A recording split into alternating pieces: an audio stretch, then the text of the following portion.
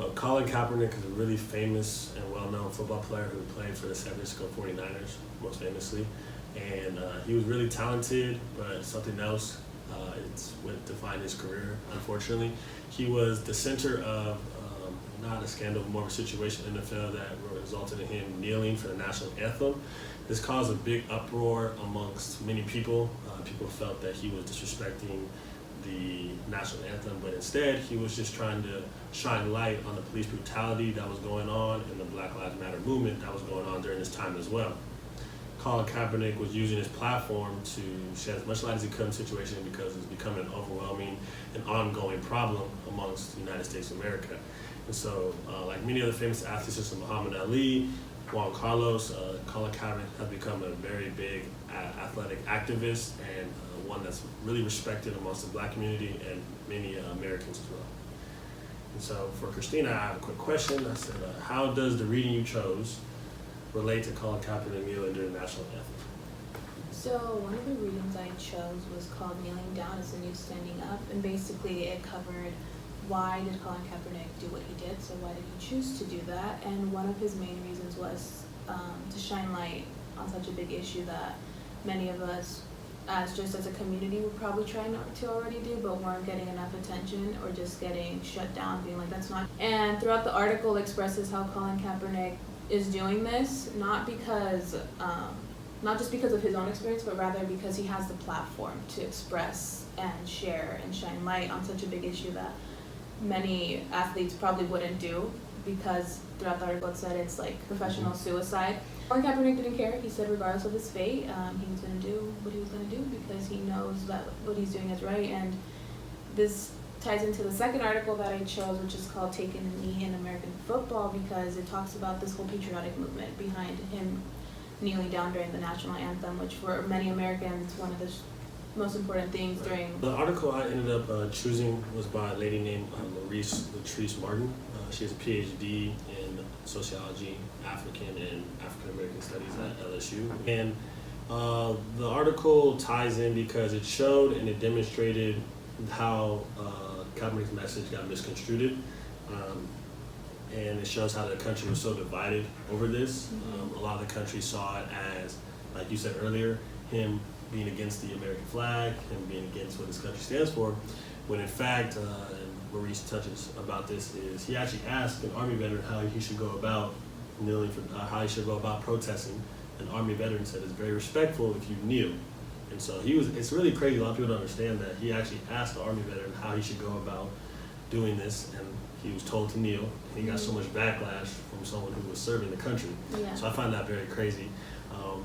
And that's what Latrice describes, the way he was able to use that platform, as you said, to try to shine light on the situation.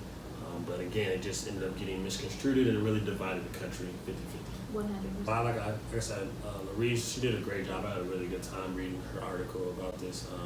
She did a really good job of showing, like I told you earlier, about the division that it created. So again, Kaepernick's message was about police brutality, but his message got misconstrued to being about the flag. And so I think, like Kaepernick did a great job, and the article said, in terms of him he was really not trying to make it a race thing. He was really trying to make it about police brutality, whether it's white police, black police, Asian, it doesn't matter. He was just trying to show the unjust killings of blacks. And so, but I'll pass the question to you. So how does your articles describe Kaepernick kneeling during national anthem, bring awareness to racism in society, and how does it create an issue about racism in sports? So I really enjoyed reading Taking a Knee in American Football because it covered the repercussions of after Kaepernick was first seen taking a knee and how the president reacted, calling them no sons of bitches. Or I don't remember accurately what it was, but it was that. And the following game, it actually influenced a lot of his other teammates to kneel down with him in support for him. And I think, again, it becomes a whole race issue because after that it was like, if it was a white man, I don't think he'd be saying anything. Exactly. And it was Tim Tebow, and how he was kneeling down for religion, I guess. Christianity. John 3:16 on his little black face paint. And media reaction was like, oh my God, like praise this man because he's spreading the word of God, and like it just goes to show with Colin Kaepernick, media was, like we said, people were calling him ungrateful. Yeah, I think my articles really did shine light on that issue of racism, whether they said it directly or not, which is what really made me think these articles were valid Yeah. in a sense. Maybe. I think for my article, I would say there was some bias in it. Her being an African American woman, her studying African American studies as well, so she has a pretty, again, her PhD in it as well. She has a pretty strong and I think defiant understanding of where minorities, especially African Americans, are coming from and how they've been treated and what they have to go through, suffering and all that. So I would say yes, there was probably some bias in it, but at the same time, she is one of the best people I feel like to cover the subject, being an African American woman with a PhD in African American studies. And again, she also did get quotes from Colin Kaepernick as well, which I thought made the sources credible and logical to use. I felt that she did a great job of showing kind of what her perspective was it, but also making sure she showed you how Colin Kaepernick's perspective was it and how those two intertwined. And there was a lot of similarities between the two. Again, she also... Our articles and the research we chose to read was definitely credible, and I think they highly relate just because they touch on the same topics of like, why did Colin Kaepernick do it, and what were the repercussions of it, what does it mean now that he did that, and how did him doing that change the whole meaning of protest, whether you be black or white. And I think these articles all were well versed in talking about the issue of like Colin Kaepernick and him kneeling and what it meant. So I chose two articles that were kind of similar, and they both had to do with the reactions of how the world reacted to Colin Kaepernick kneeling during the national anthem. The first article that I read was by Travis Boyce, and it's called Putting Learning into Practice. And this basically had to do more with the media, and in this case it was Twitter.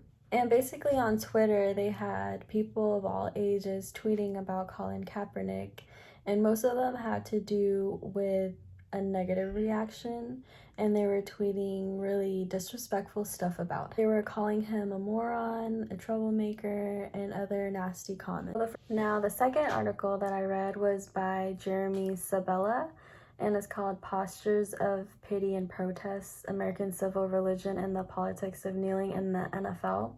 And this had more to do with analyzing Colin Kaepernick, and he actually compared it to Tim Tebow, who actually did the same thing that Colin Kaepernick did, which was kneeling down, but yet Colin Kaepernick had more of a negative reaction from the media, while Tim Tebow was actually praised for doing it.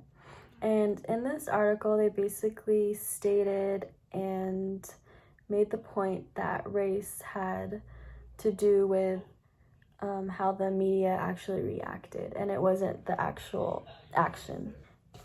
So in these articles, the author didn't really flat out and express that sports is another place for issues of race to arise, but both articles did prove that sports is a place for race to arise. Brings me back to the example of Tim Tebow and Colin Kaepernick in the second article by Sabella, and about how they did the same thing, but yet Tim Tebow, who was white, got praised for doing it, but Colin Kaepernick, who did the same thing but got bashed for it. So this proved that race does have a play in sports and how everybody reacts to their action. Both of my articles, I feel like both were very logical and they weren't biased, because each of them gave solid proof, which were either actual tweets from people or they